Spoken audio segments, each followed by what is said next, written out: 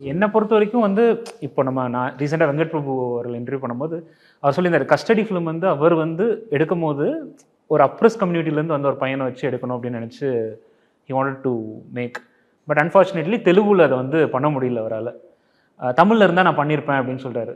தமிழில் இருந்தால் ஏன் பண்ண முடியும்னா இங்கே ஒரு தனுஷோ ஒரு பெரிய விஜய் சேதுபதி ஒரு ஆக்டர்ஸ் கூட அந்த பாலிடிக்ஸ் வந்து they are accepting it and அவங்க பண்ணும்போது அந்த சக்ஸஸ் வந்து பெருசாகவும் இருக்குது. ஸோ நாட் தட் நம்ம மக்கள் வந்து அந்த மாதிரி படங்களையும் இங்கே அக்செப்ட் பண்ணுறாங்க.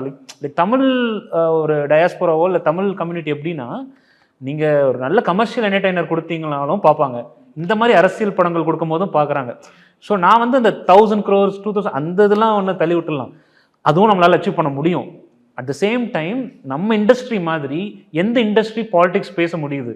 இன்னைக்கு வந்து விடுதலை 2 மாதிரி ஒரு படம் full and full political base பண்ண ஒரு ஃபிலிம். அதில் அந்த கிராமர் சினிமாட்டிக் கிராமர் அந்த சினிமாட்டிக் ஹை மூமெண்ட் கொடுக்குதா அதெல்லாம் தாண்டி பார்த்துட்டா அந்த படத்துக்கு இன்னைக்கு ஓப்பனிங் எப்படி இருக்குது?